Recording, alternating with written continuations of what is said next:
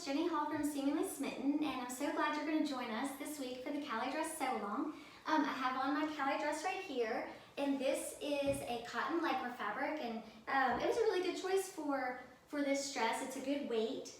It's a medium weight knit, and it's not too heavy, and it's also not too lightweight or sheer.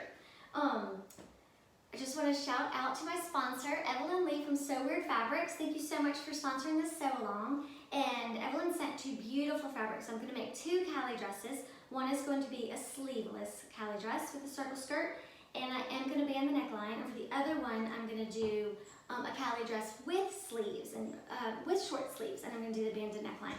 And these are beautiful poly lycra fabrics, and they are so buttery soft. It's almost like a double brushed poly, and this one feels more like a poly spandex. But they're beautiful. So I can't wait to see my dresses in that. So we're gonna get started today for day 1.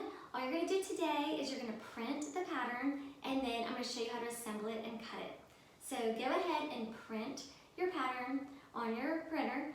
If you look in the pattern directions, you don't have to print everything. I will show you if you just want to print the front bodice, the back bodice. You can do that, and I give you the page numbers to save paper. I know some of you don't want to print all that paper for the circle skirt, so you don't have to print the circle skirt, because later on in the directions, I give you the measurements. And so that's what I'm actually gonna do.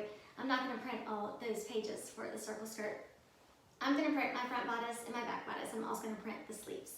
So go ahead and print everything out, and then I'm going to show you how to assemble. So the first thing we're going to do, I'm going to show you how to assemble them really simply. So you're going to go 4 across. So you're going to take your first 4 pages. I only printed 3 pages because of the bodice. So I'm going to take my first 3 pages.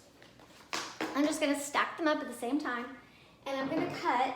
Make sure you're using your paper scissors, not your fabric scissors. And you're gonna cut across the bottom of all 4 pages at the same time.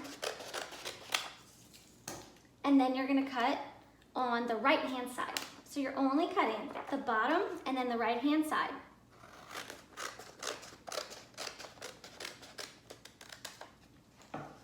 And then you're just going to take them, and do you see the triangles? You're just gonna match them up.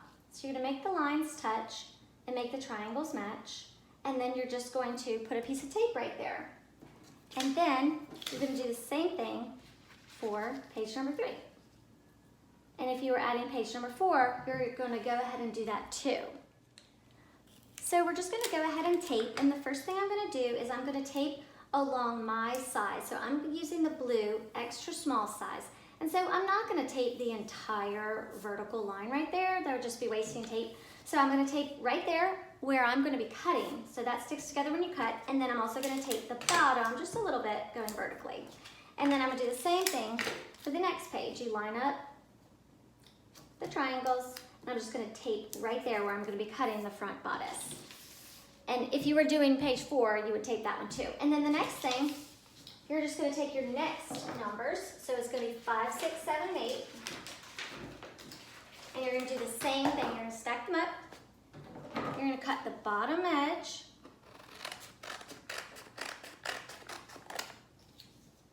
And then the right-hand side.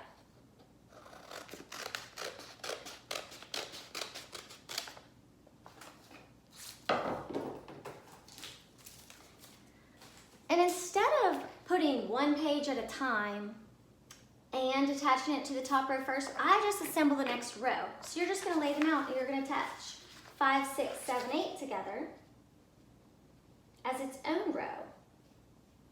So we're going to lay it,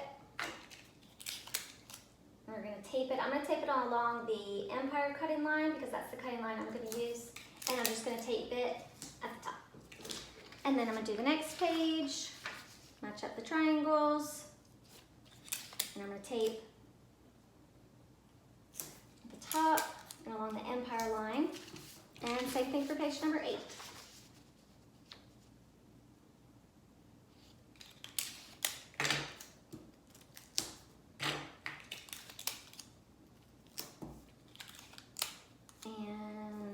the empire line and the little top, tape it together.